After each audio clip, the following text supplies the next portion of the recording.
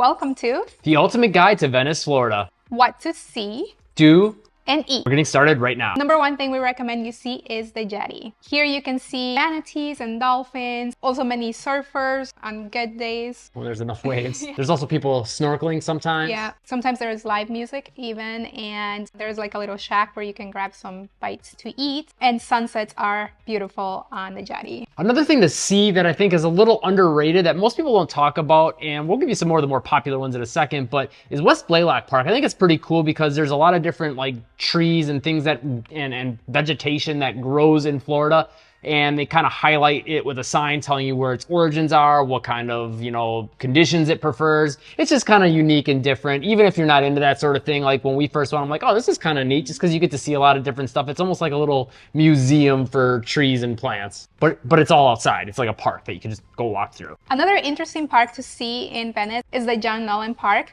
This park actually has a lot of history about Venice and how it was developed. There are signs that talk about all the different landmarks in Venice, which we are going to talk about some in this video, but going there, you can walk around, get some exercise in, and learn more about Venice, the history, and learn about what different things to do. Another thing you have to see is the Venice Fishing Pier. Well, you can also do the fishing pier by going fishing, but even if you're not a fisherman like us, we don't fish, we like just to go to the pier to walk out to the end, catch the views, watch the waves, see the pelicans. And sometimes if the water's calm and it's a nice clear day, you can literally look down and see to the floor like 10, 15, 20 feet to the sand underneath the water. It's pretty unique to see water that crystal clear and actually see the fish swimming as well from such a great height. So that's kind of fun. Another thing to see in Venice is the sunsets, and we are going to talk in this video about the different areas where you can catch a great sunset. Yeah, during the places that we're going to give you to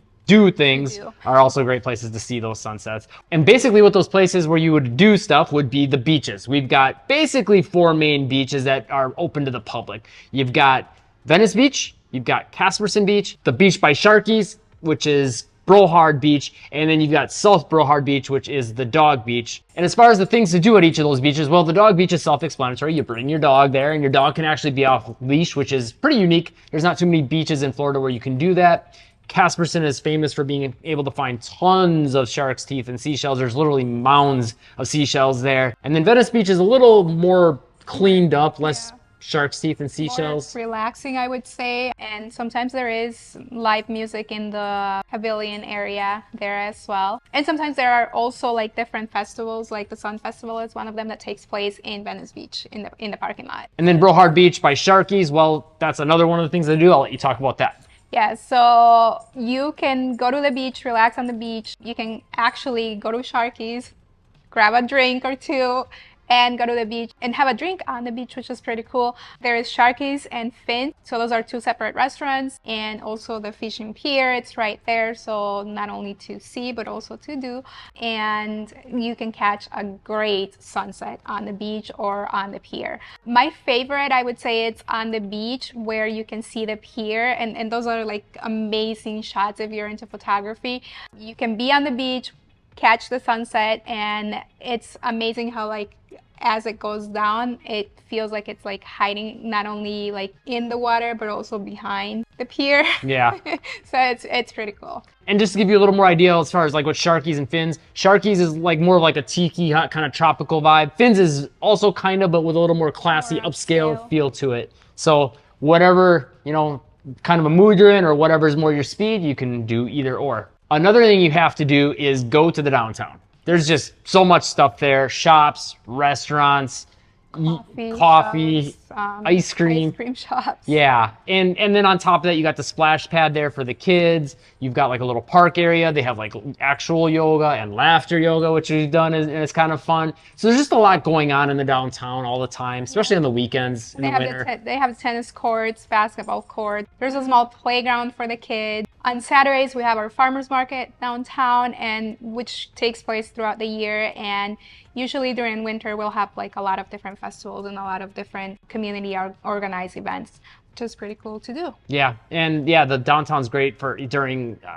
Halloween is fun. There's like an art festival that happens. I want to say once or twice a year. Christmas, yeah, they have the Christmas shopping night where everything's open late. So yeah, there's a lot going on in the downtown. It's a great hub for the city as a whole and kind of where everyone kind of comes together. So there's also a chocolate and wine walk downtown, which is pretty cool. We haven't done it yet, but I kind of want to check it out. Yeah, we kind of have to do that at some point. I mean, it's chocolate and wine. Another thing to do if you love nature is all the different parks. We have a lot of different parks, like Shamrock Park.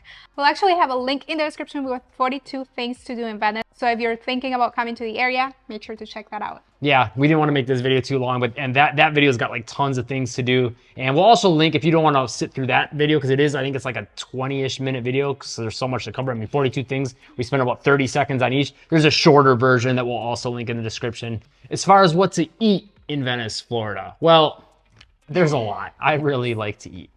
One of my favorite places personally is Gold Rush Barbecue. Maybe we'll just kind of list some of ours.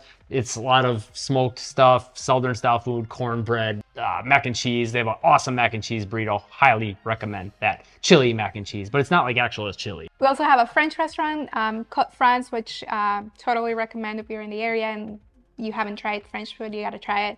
Bayoki Thai Bistro, it's also amazing for Thai food.